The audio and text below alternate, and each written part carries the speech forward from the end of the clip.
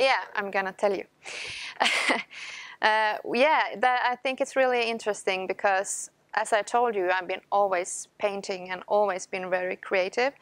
And then when I went to art school, after my education was finished and I got my exam, I didn't touch a pencil, or I stopped with everything and went really like into this computer drawing, computer graphic design, and I really lost this hand, working by my hand. And now it's been several years since since I went to school, and now I'm finally found it again many years later. Please feel free to just ask me questions whenever you have something you wonder about. So after the art studies, I started study design 4 years, and the art study utbildning, education was really like a mix of a lot of different techniques, and we tried out a lot of stuff. And the same thing with the design education, it was really a test with a lot of different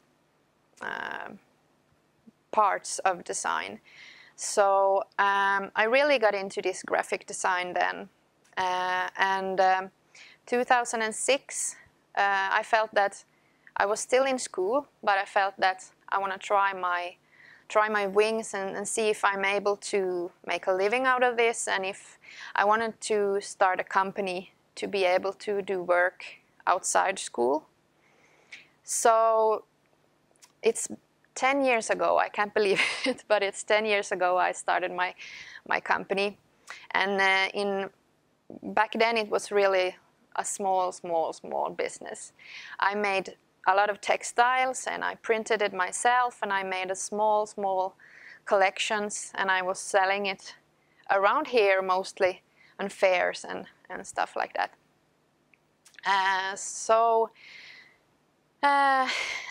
I took a brief break 2 times because I have 2 children. So that was also a bit challenging.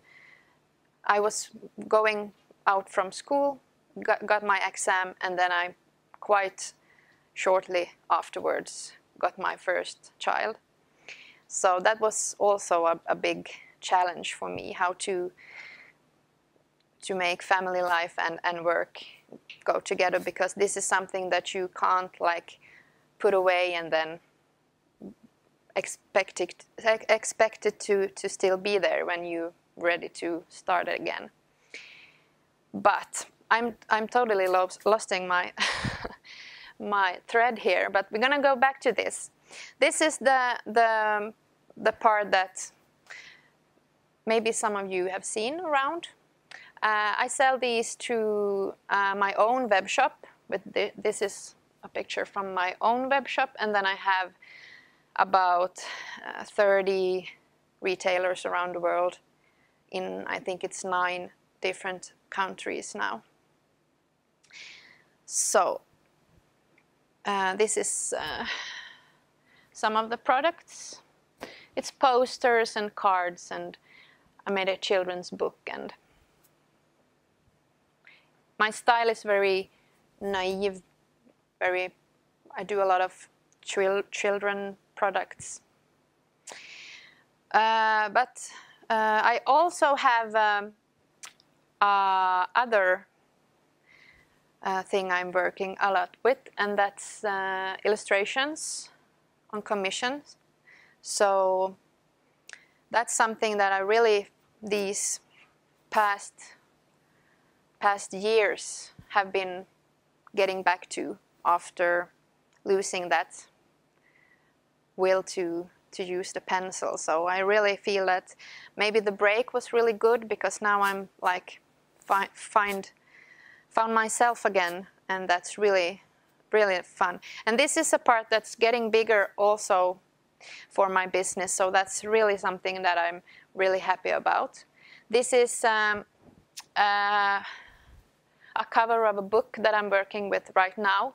It's called Fikonfnatt, and it's a book for preschool kids that's gonna come out in the autumn, and it's gonna be for preschool kids in Swedish-speaking parts of Finland. So, and here are some other projects I've been working on.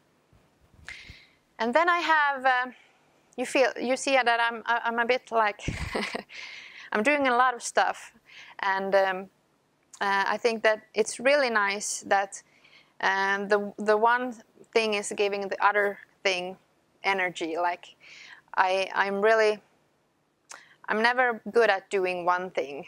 I need to have like many balls going on at the same time. So this is what I'm doing in Japan. I have an agent that I met in Stockholm who's representing me in Japan. And as you see, it's a long list of Swedish designers, but we're only 3 designers from Finland in this collective. And this is also really, it isn't new in a way, because I've been working with them since 2013.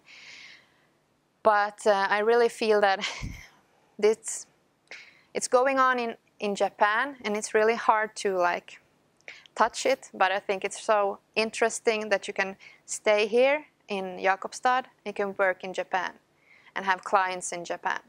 So that's really, I think it's really cool. So what I do is I make patterns, and the agency are representing me for their clients, and the clients use my patterns on products. Here are some patterns I've been making, and it could be, as you see, textiles, and we've also been making porcelain. Heter det så? Porcelain. Yeah, porcelain. So that's really interesting project, and the thing that Matthias was talking about earlier was that maybe you know about Uniqlo. It's a big clothing company that they have around 1,000 stores around the world, and they now have launched children clothes with my patterns. So that's really fun. So this is a part that I should be marketing more, and I'm going to go into that later. And I'm also having a blog at designbloggarna.se. Maybe you know about Stefan Nilsson. He's a trend guru in Sweden. So this is his network. We're about 19 bloggers blogging about our passions and what we like.